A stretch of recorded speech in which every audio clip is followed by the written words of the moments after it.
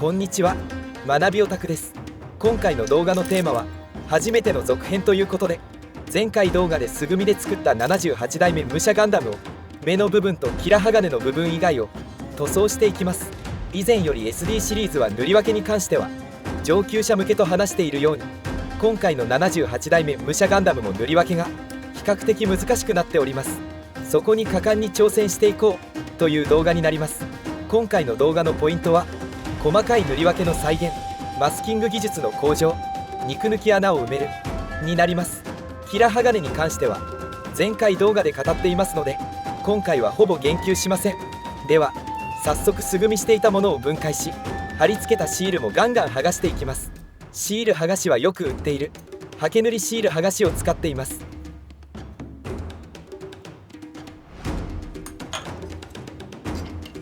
剥がし終えたら一通り余分なシール跡やシール剥がしの成分をきれいにするために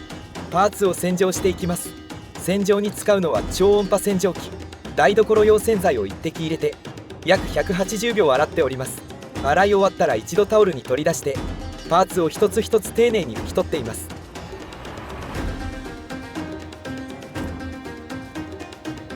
パーツについた水滴を拭き取った後、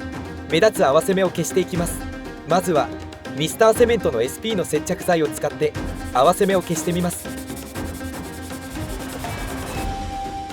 それでも埋まらない部分は瞬間カラーパテのグレーを使って合わせ目を消してみました。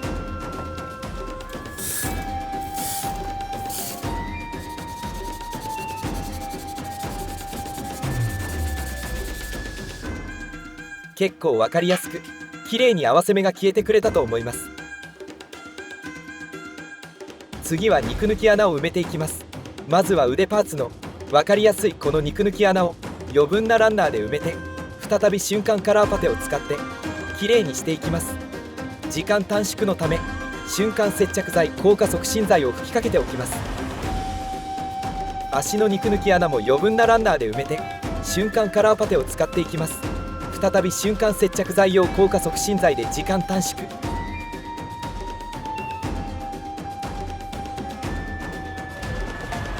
ハンドパーツの主塔部分にはプラ板を使って肉抜き穴を埋めていきます。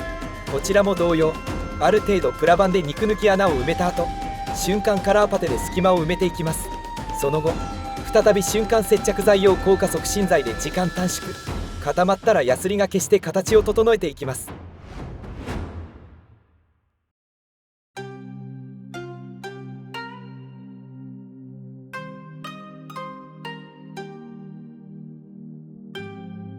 いつもはやらない肉抜き穴を埋める作業を今回やってみました。いかがでしたでしょうか。今回は筋彫りもするため分かりやすいようにグレーサフを吹いておきます。私学びオタクは子供の頃にガンプラにはまり、そのままフェードアウト。2016年にプラモデル制作に本格復帰し、大人の財力で道具を買い揃え、ノウハウを学びながら実践し、スキルアップの過程を動画配信しております。サーフェーサーを拭いたのがこちら。こうすることで段差などの細かい表現がより分かりやすくなります。これは試しに筋彫りをしたもの。左側が筋彫り前、右側が筋彫り後になります。違いが分かりますでしょうか。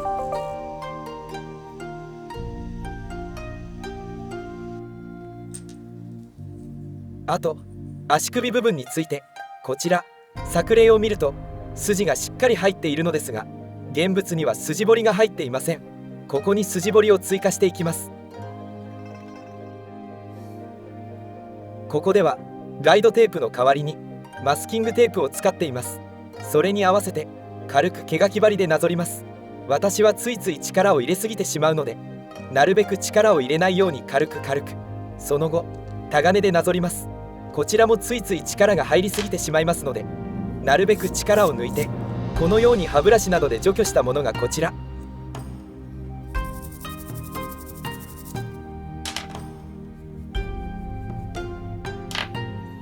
まだまだ練習が必要ですね。そして今回特徴的な兜の裏の緑部分の塗り分けに関しても筋彫りが入っていなかったため、こちらにも筋彫りを追加しました。こちらも適度なガイドテープがなかったので手持ちのマスキングテープで代用しました。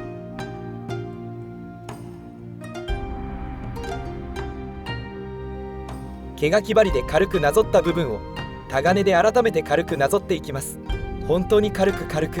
毎回力が入りすぎてしまうので、今回力加減はいかに軽くでいいのか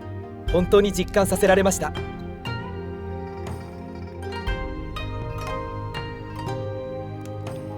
さて、いよいよ今回のハイライト、丁寧な塗り分けです。まずは一番明るい色で、かつ一番奥まった部分に必要なグリーンを最初に塗装します。使うのはたまたま手元にあったガイアのエバグリーン。エアブラシもいつもの 0.5mm のエアブラシでなく 0.18mm のエアブラシで細かく丁寧に塗装していきます。色のりがいまいちなので一旦乾かして、後ほど改めて2度塗りしました。今回の武者ガンダムは細かい部分でこのグリーンが入っているので丁寧に塗装していきます。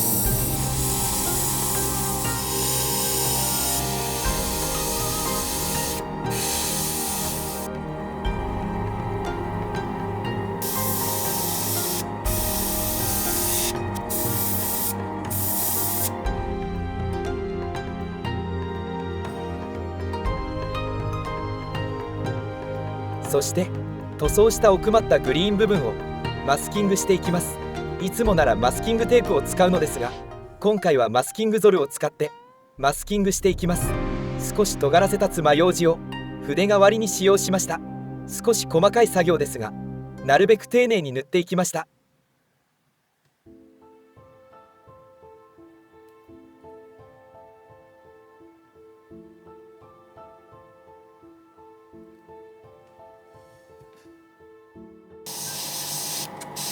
グリーン部分のマスキングを終えたら、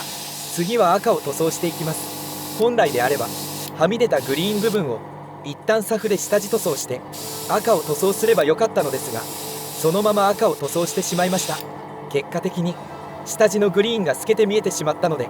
この後数回重ね塗りをしなければなりませんでした。赤にはそんなに隠蔽力がないことが分かったので、次回以降に生かしていきたいと思います。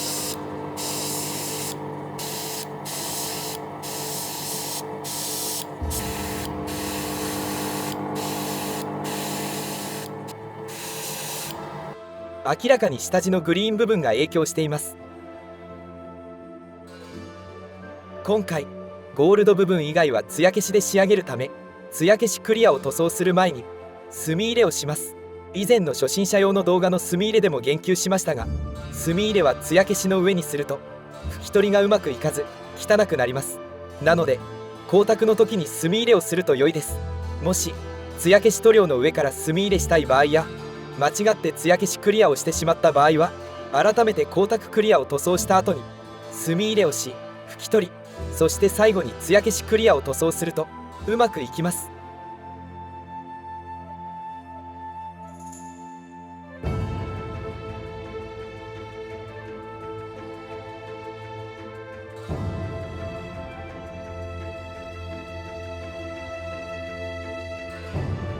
個人的にSD シリーズに関してはあまり墨入れをしてこなかったのですが、今回はやってみたものの、動画にすると本当に地味な作業になりますね。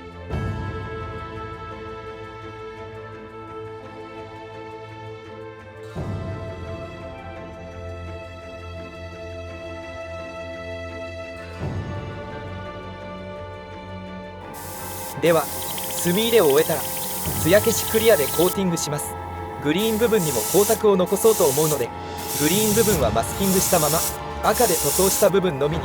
艶消しクリアを塗装していきます。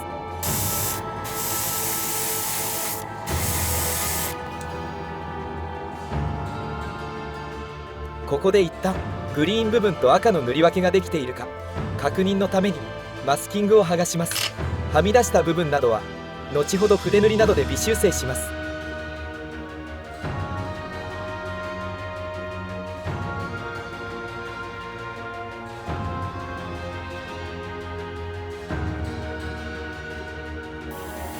次に白を塗装していきますが、先ほどの反省を生かしグリーンのはみ出し部分をシルバーのサフで塗装し隠します。このひと手間がとても大事ですね。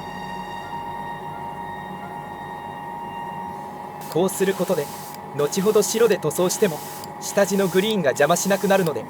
綺麗な白が塗装できます。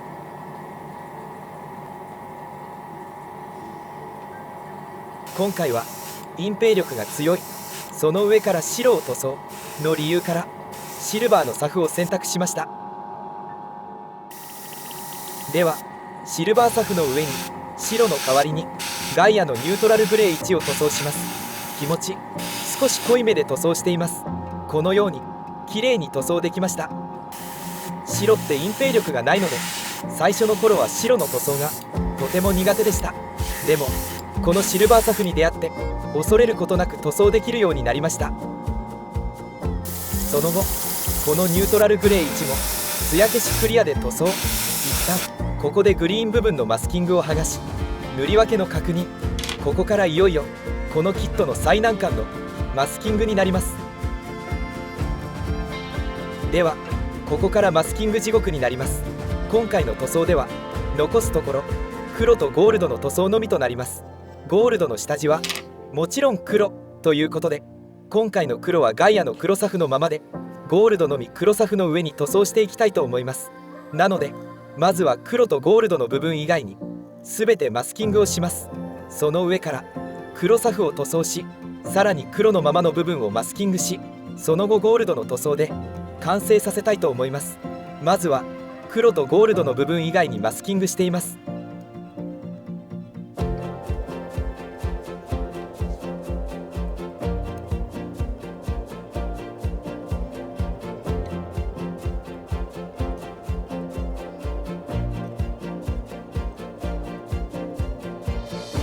本当は境目にも細いマスキングテープを貼るとなおのこと良いです。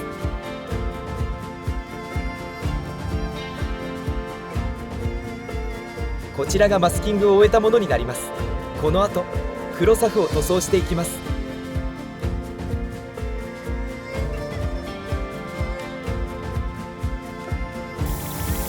黒サフはガイアのエボブラックを使用しています。個人的に黒サフの中でピカイチで好きなサーフェイサーです。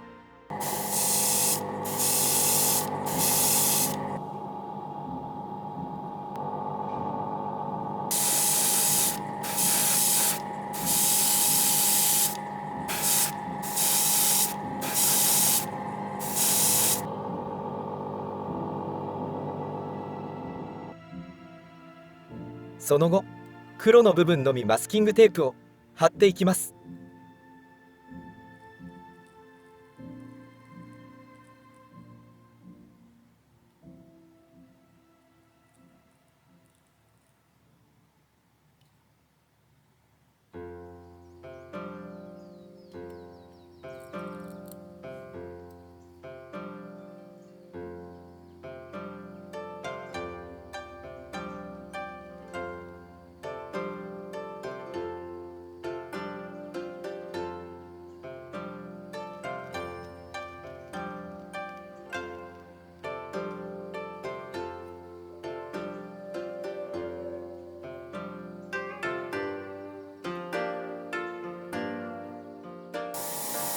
ゴールドはスーパーリッチゴールドで塗装していきます。塗り分けは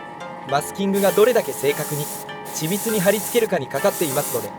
塗装する前のマスキングに全ての出来がかかっています。マスキングテープをデザインナイフでカットするコツも少しずつ分かってきたので、今度は細いマスキングテープでマスキングするテクニックも身につけてみたいと思います。この兜のマスキングは円形マスキングテープを使用してマスキングしています。円のマスキングは手作りは難しいので市販の円形マスキングテープに頼るようにしています。果たして綺麗に塗り分けできているのでしょうか。この後はいよいよ全てのマスキングを剥がし塗り分けを確認していきます。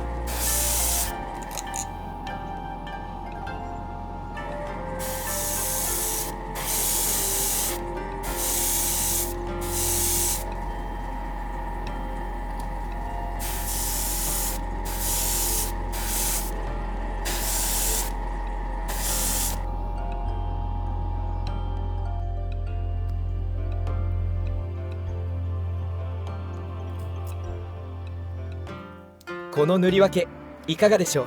う。なかなかうまくできているのではないでしょうか。この黒とゴールドの塗り分けが気持ちいいですね。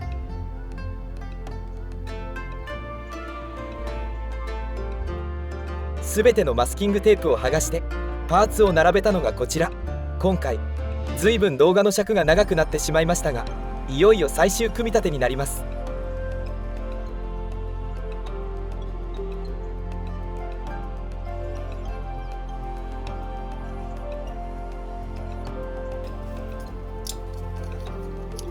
78代目武者ガンダムを平鋼の部分以外を塗装してみましたが、いかがでしたでしょうか。今回は複雑な塗り分けのために筋彫りしたり、より一層の緻密なマスキングをしたおかげで動画の尺も長くなってしまい申し訳ありませんでした。でもそのおかげで非常に完成度の高い78代目武者ガンダムが出来上がったのではないでしょうか。もっと細かいところを言うと、筋彫り後の処理が甘いので接写すると汚く見えてしまう点が難点になっています。やはり筋彫りは学びオタクのまだまだ課題な部分です。そして SD ガンダムワールドヒーローズは簡単に作れる分、塗装する方にとっては非常に難易度の高いキットであることを改めて認識しました。ということで78代目武者ガンダムの評価はこちら。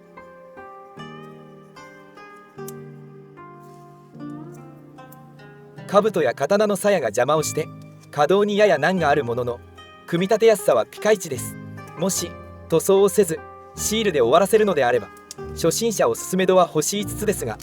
塗装するとなると星1つです。塗装の場合はきめ細かなマスキング技術が必須となりますのでご注意ください。